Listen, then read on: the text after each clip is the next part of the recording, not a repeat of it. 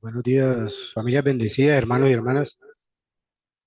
Bueno, el día de hoy yo quiero hablarles de la armonía en las culturas y el establecimiento del Cholilgu.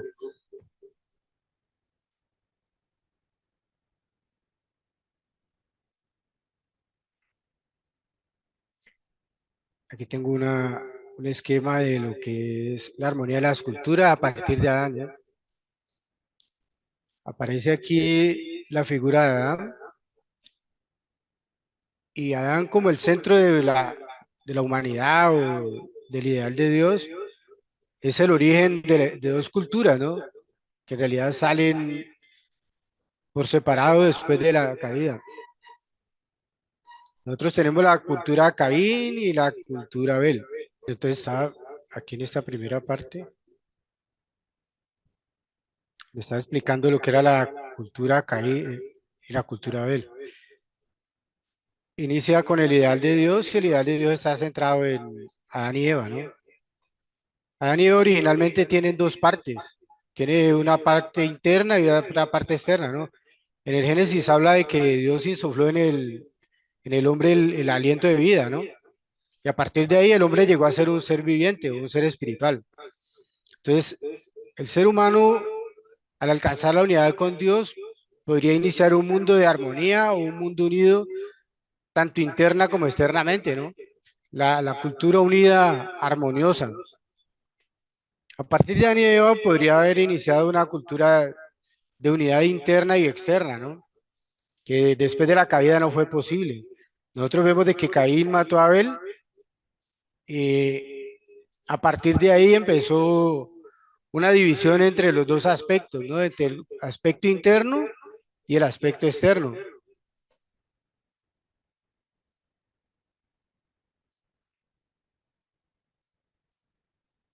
Bueno, voy a olvidar este acá.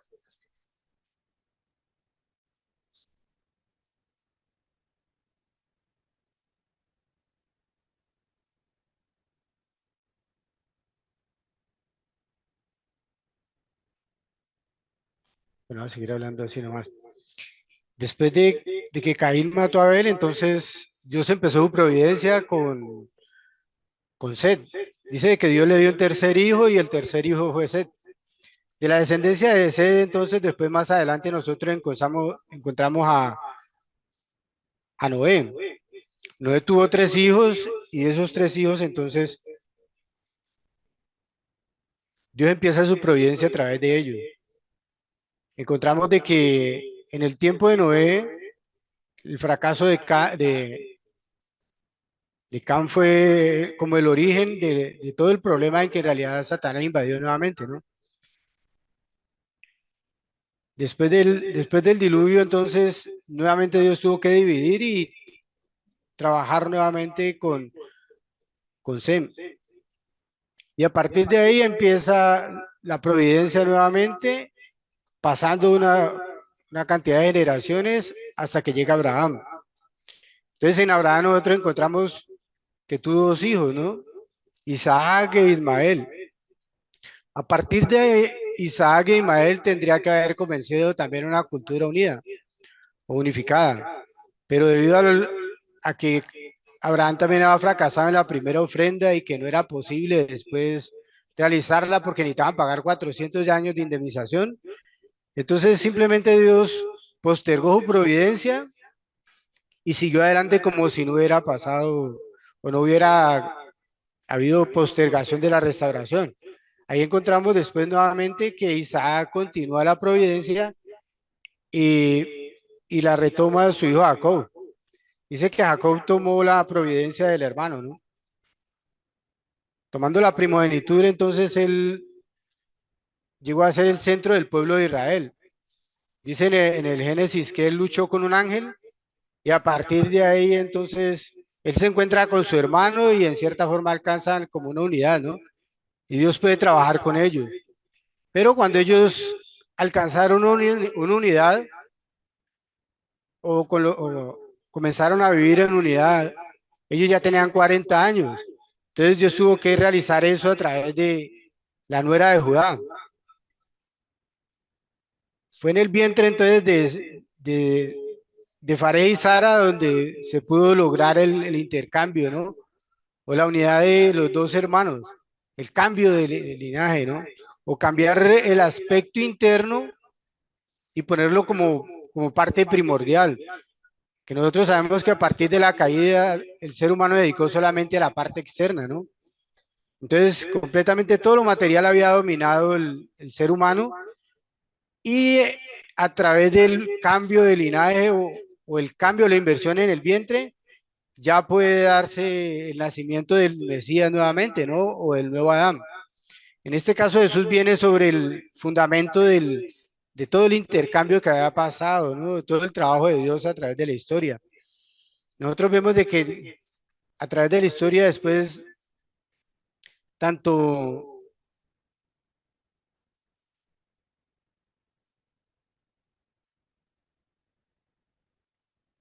tanto desde el tiempo de Abraham como ya después en el tiempo de Moisés, Dios estableció también ciertas condiciones con ellos, ¿no?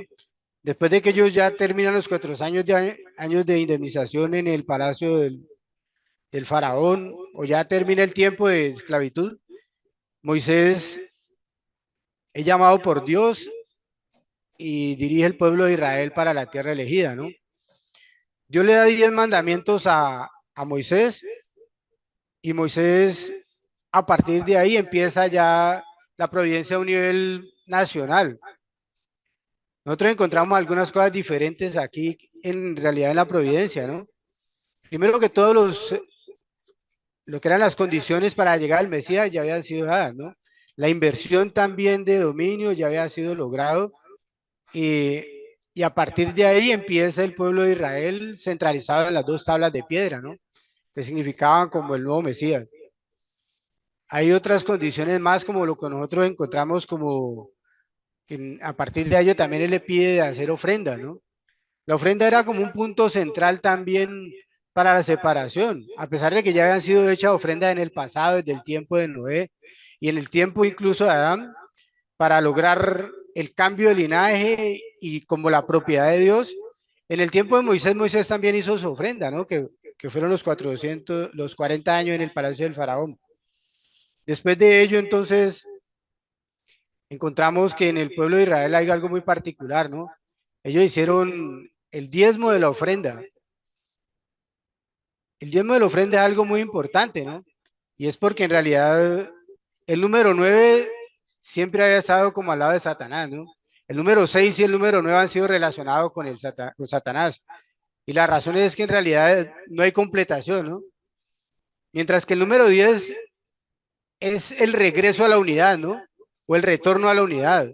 Encontramos que vuelve después de 9, empieza nuevamente el 1, ¿no? O el número 10. Entonces, a través de dar el diezmo, el ser humano, aunque era una pequeña cuota de lo que estaba cultivando o ganando, con esa pequeña cuota entonces podría crear como el fundamento para poder entregar como completamente todo a Dios. Haciendo la similitud, el padre decía una vez que en realidad, como si alguien fuera a hacer un banquete, ¿no? Para la gente, alguien está cumpliendo años y entonces se le ofrece algún animal, digamos una vaca, un carnero, o que fuera plata.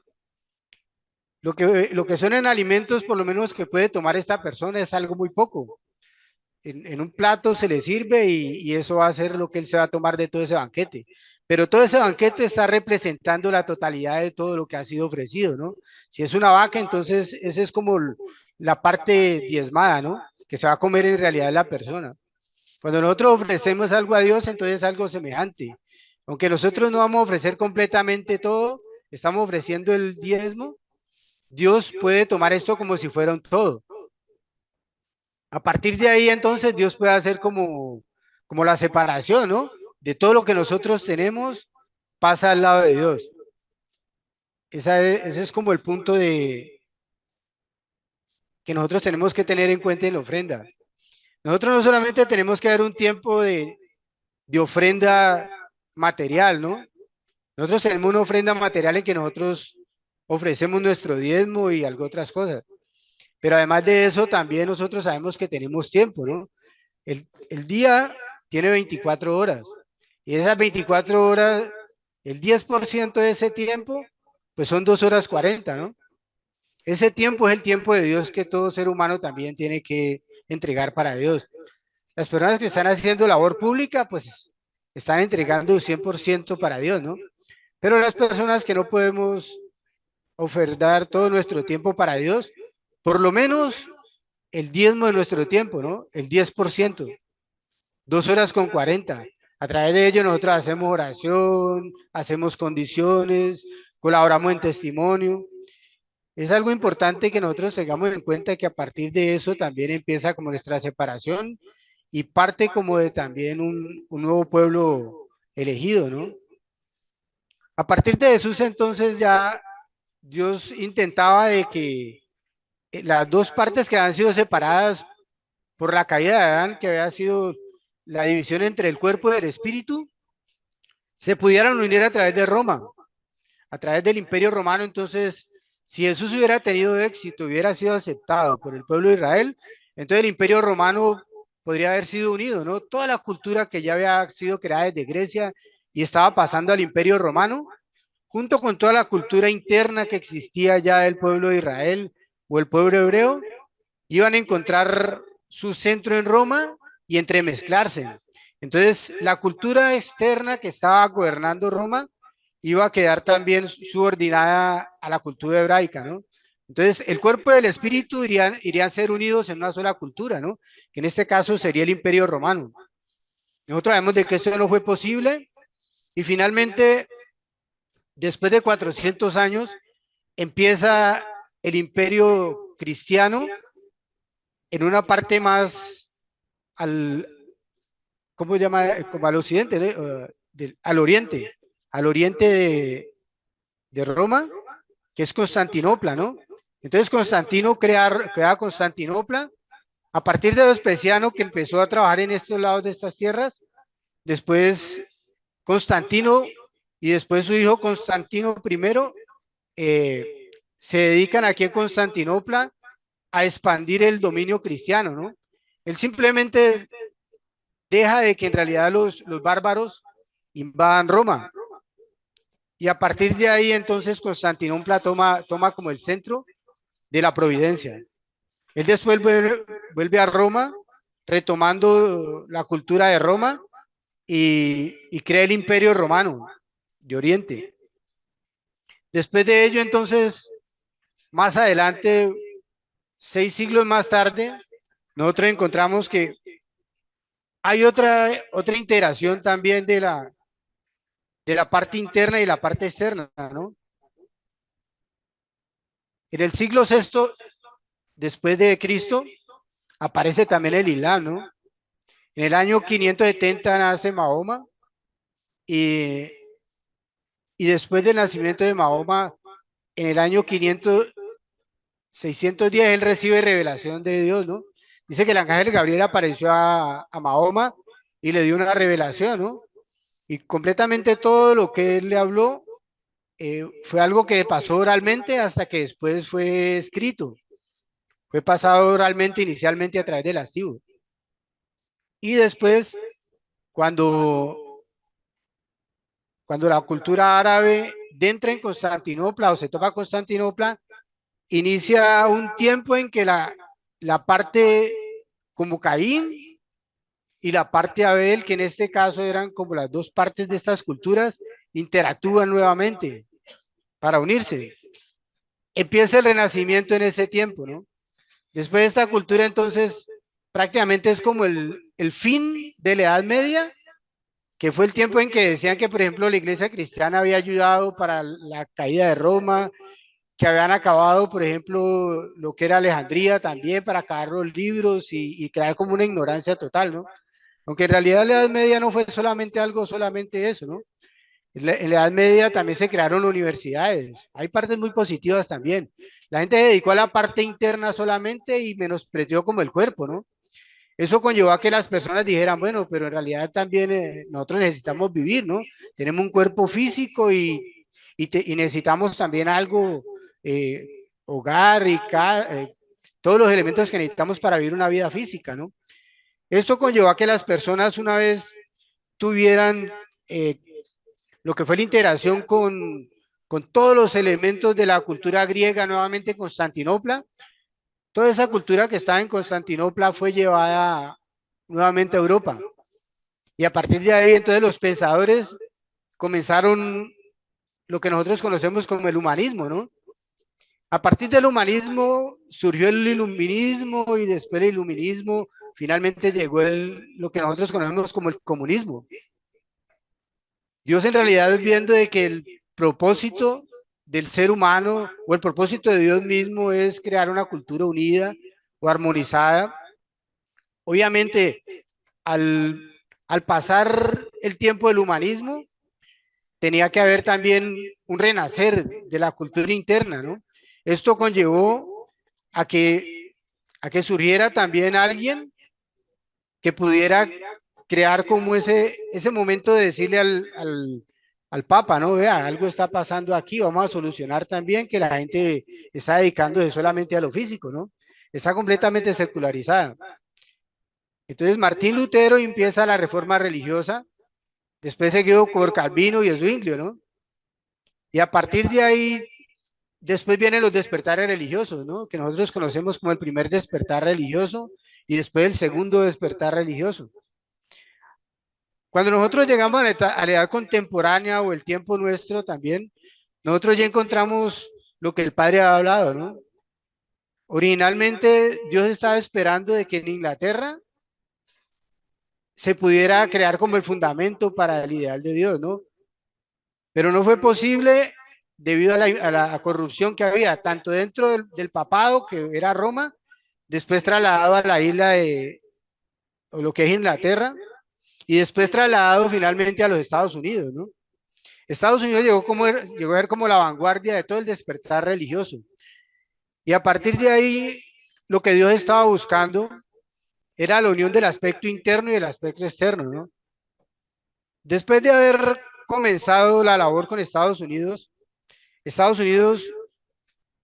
empezó una labor también de evangelización y después de terminar la primera guerra, la segunda guerra y la tercera guerra, el propósito era de que en realidad se lograra la unidad, ¿no?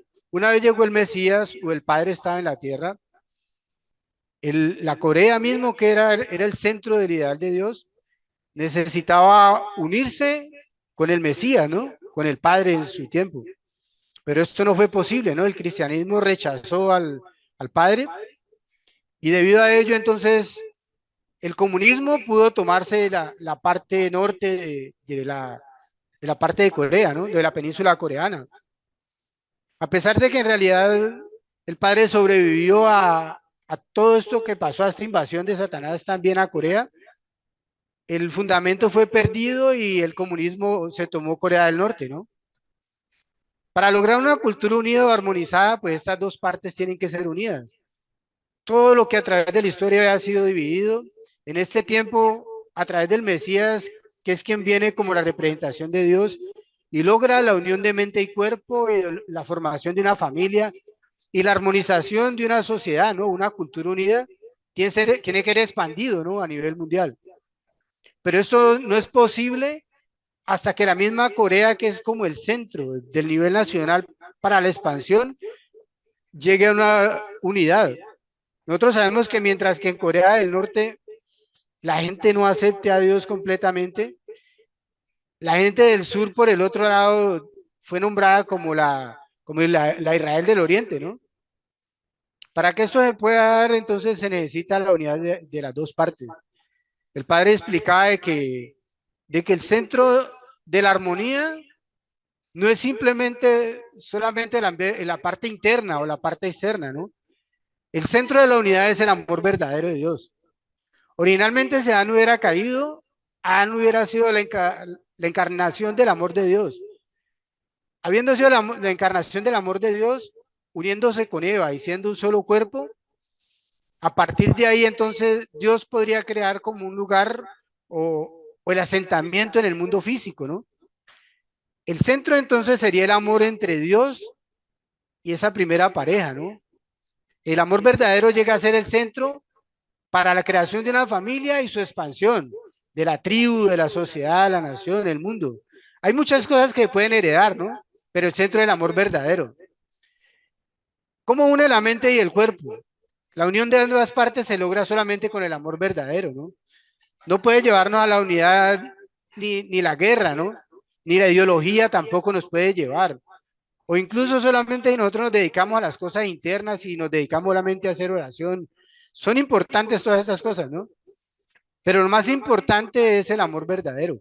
El padre, en el tiempo de las hermanas japonesas, les explicaba que para poder ganarse a Kim Il-sung, tenían que también servirlo, ¿no? Y eso ha hecho la madre verdadera durante mucho tiempo junto con toda la gente de Corea. Han estado sirviendo al pueblo norcoreano, ¿no? Y a partir de allí, nosotros como parte también del Israel, o en este caso del Chonilguk, necesitamos también encarnar el amor verdadero. El amor verdadero es lo único que puede llevarnos a la unidad en cada nivel. Nosotros necesitamos encarnar el amor verdadero si necesitamos unir estas dos partes que están divididas, ¿no? Nosotros pensamos mucho en la unidad de Corea del Norte y Corea del Sur, pero el padre mismo explicaba de que la unidad, originándose en Dios mismo, que Dios es la unidad, expandiéndose para el mundo humano, necesitaba tener como base o esa esencia, que era el amor verdadero. La mente y el cuerpo no tienen otro punto de inicio para la unidad que el amor verdadero. La unidad de mente y cuerpo empieza en el amor verdadero y la cultura unida o armonizada de, de amor o de unidad interno y externo aparece a través de la unidad del amor verdadero.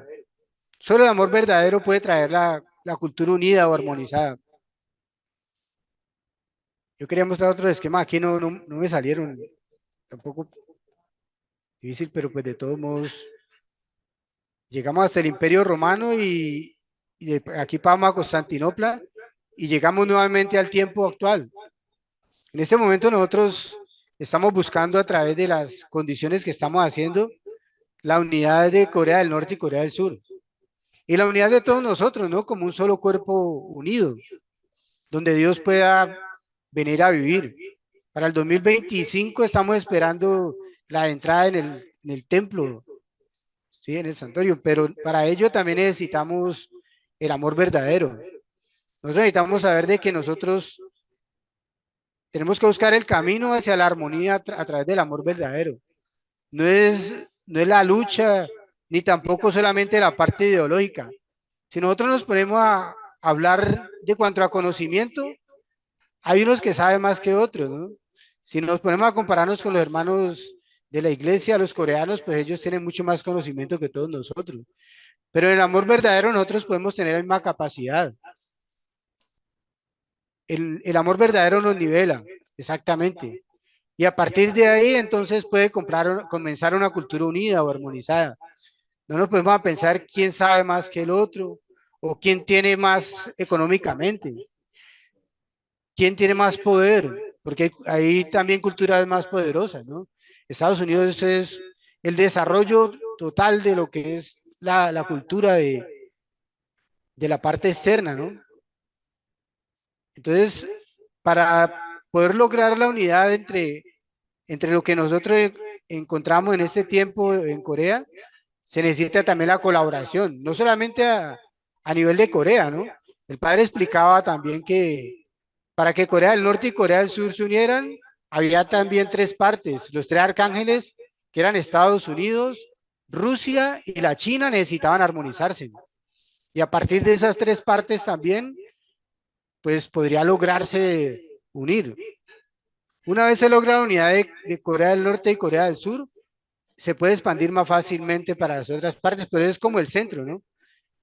Corea es como el punto central o el corazón también de la providencia, ¿no?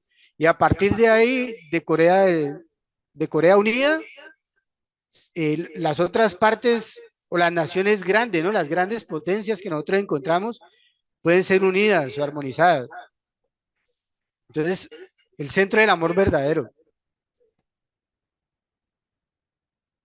Ahora también estamos hablando de lo que era también las necesidades de cada uno de nosotros, ¿no? El padre explicaba ahí en este servicio que nosotros aunque no tengamos mucho, que aunque tengamos un solo centavo, estemos muy empobrecidos, que eso ofrecemos a Dios, y eso es como la condición para que Dios pueda también bendecirnos a nosotros externamente. También internamente de Dios, si nosotros necesitamos la bendición de Dios, necesitamos también dar parte interna, ¿no? Sacar tiempo de nosotros para testimonio, para hacer oración y toda la parte interna también.